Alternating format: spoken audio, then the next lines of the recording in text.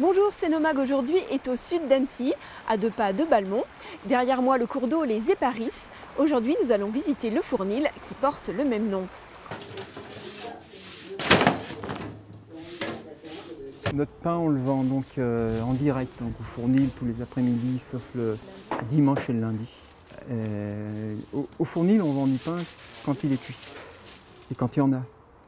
Donc il faut qu'il soit cuit. Donc on a notre zone de livraison, en gros, c'est 7-8 km d'un côté, plutôt du côté d'Andilly, à vol d'oiseau, jusqu'à 10-12 km sur Annecy, et ça s'arrête là. Je suis allé, mon beau-père m'avait emmené dans une fête paysanne dans le Vercors. Et là, il y avait eu un repas et ils avaient allumé le four, le vieux four du village.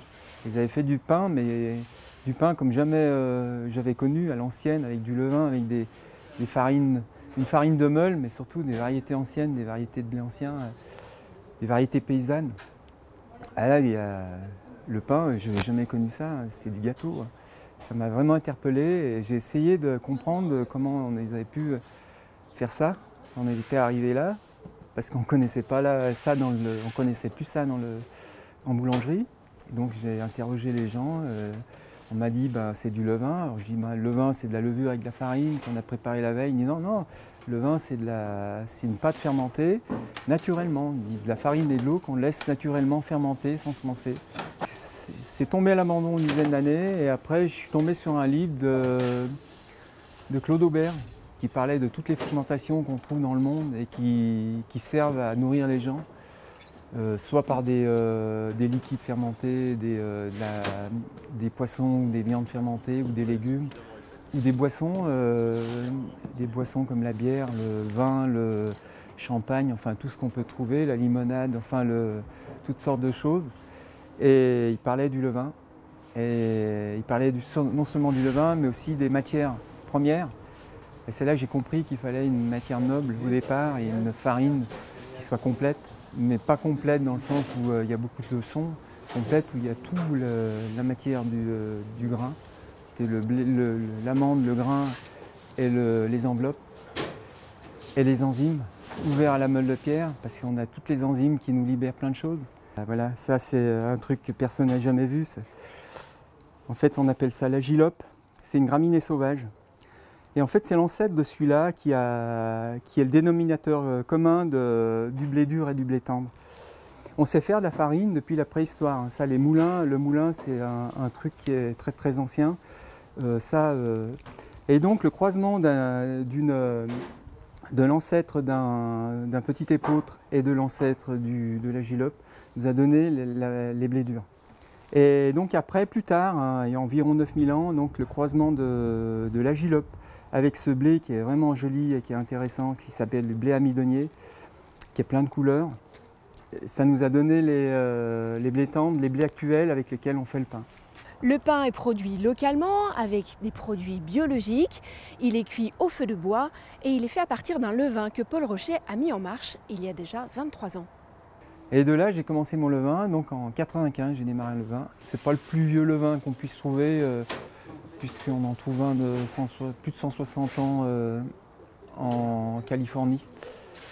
En Californie, il y a une boulangerie qui s'appelle Boudin, la maison Boudin. En fait, le levain est échappé au tremblement de terre 1901. La boulangère, dans les flammes, est allée chercher un bout de levain pour récupérer le levain. Et ce n'est pas tout, le pain est produit à partir de variétés anciennes de blé. Il faut présenter, soit on dit variété ancienne ou blé paysan.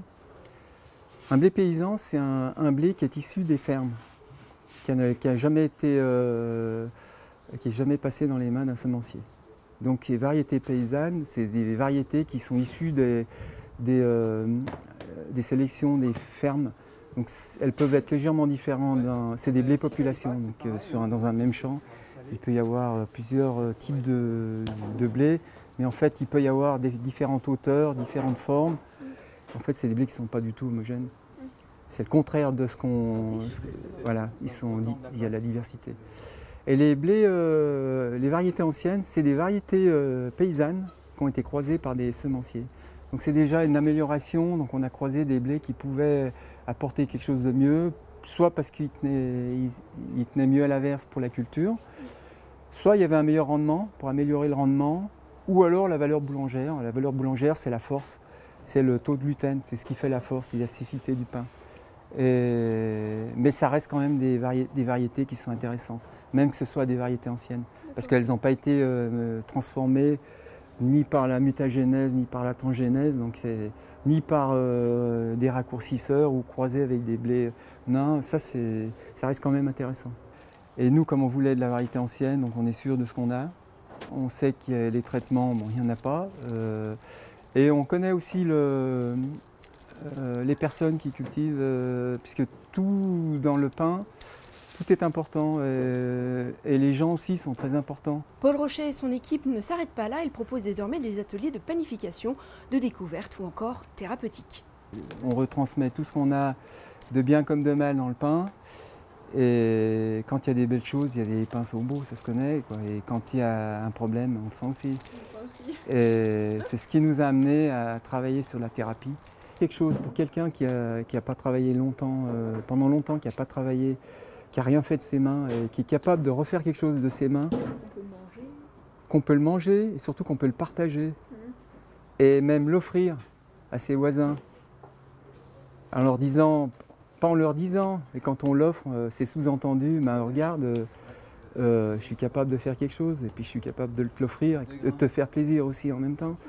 Donc ça c'est une valeur qui est estimable, quoi. Ni pas Chamonix, ni Favergès, ni Saint-Joriose.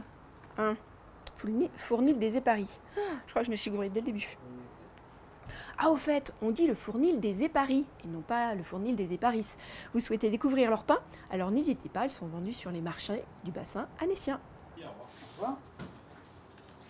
Vous avez oublié votre pain? Ouais. Carrément. Ça l'a fait mal.